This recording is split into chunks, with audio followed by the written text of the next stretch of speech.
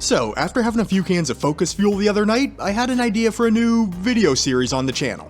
5 games with... insert mysterious shadowy weapon frame to promote intrigue. Even though most of you probably sniffed this one out from the get-go. But the premise is, I'll select a new weapon for each video, maybe going forward we could put it to a community poll or something like that. Quickly break down its PvP damage profile, take it into the Crucible for 5 matches, talk about how I think the games went, and discuss how I think the weapon performed from the perspective of a less adept PvP player. If you like the concept and enjoy the videos, it's ultimately up to you to support it. This is an experiment more or less. If the videos are well received and it's something that you're into, I'll keep cranking them out between my long form weapon breakdowns. If not, I'll focus my efforts elsewhere. But either way, let me know. While I may be the voice of the Ironworker Gaming channel, it is the support of the viewer base that keeps it moving forward. But we're gonna kick things off here with the old reliable exotic scout rifle, Mida Multi-Tool. As usual, I will be on my Voidwalker Warlock, getting a little extra help from my Ophidian Aspect gauntlets, and running my Shayura's Wrath as the offhand weapon. But the goal here is obviously to lean on Mida as much as possible. On to Mida's updated damage profile within the new PvP sandbox. We're looking at 65 points of damage on a crit and 33 with a body shot. But as we know, damage values in Destiny are always rounded up. I'm figuring true values to be closer to 64.5 and 32.2 respectively, given the way the shots to kill settles within the updated resilience table. For the optimal time to kill, we are looking at 0.9 seconds. Versus Guardians running tier 7 resilience or lower, you can pull this off in 3 crits and 1 body shot. But versus Guardians running tier 8 or higher, you will need 4 consecutive crits to hit that time to kill. Similar story for the body shot time to kill. The resilience break is tier 7. Tier 7 or lower, you can secure a kill in 1.8 seconds with 7 shots landed. 8 or higher, you will need 1 additional bullet, pushing your time to kill up to 2.1 seconds. And while the plan is never to drown your opponent in a barrage of body shots from Mida, 2 seconds in the Crucible is enough time for my beard to sprout a few more gray hairs. I did fetch you a suboptimal time to kill though, and surprise surprise, tier 7 resilience was the magic number yet again.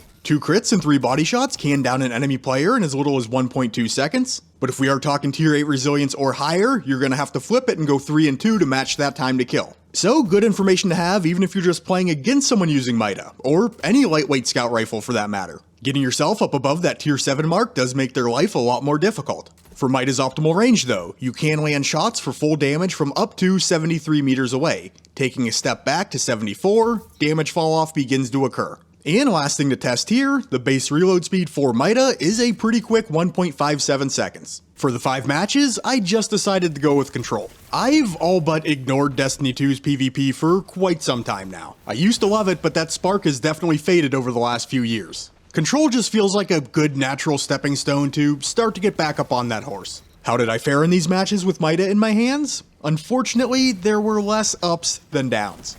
Across the 5 games, I had an average efficiency rating of 1.77, with my best round coming on Vostok, walking out with a 3.4. The stinker of the set was my first game, which was on Meltdown, 0.75. The odds may have slightly been stacked against my team here, but it do be like that sometimes. Overall though, the play session probably should have went better.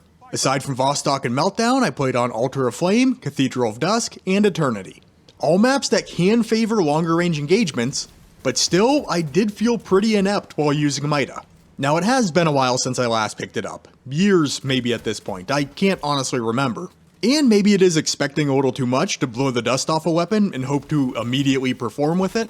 But I just couldn't get it going, which didn't feel good because back when I used to play PvP on a regular basis, Mida was a gun that typically treated me pretty well. In these games, if I was able to stick with my friendlies, team shot, get bullets on targets, it was alright.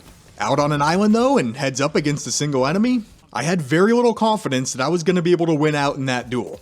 And that's largely on me and my inability to consistently land crits, even with a somewhat forgiving weapon. But sitting with only a 0.9 second optimal time to kill, and a really bad body shot time to kill, it did feel like there was very little room for error. Especially with so many other guns in the game, able to achieve faster kill speeds.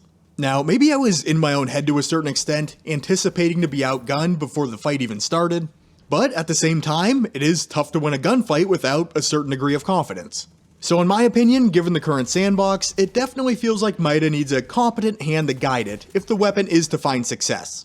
In other words, the wielder's gun skill and accuracy needs to be better than mine.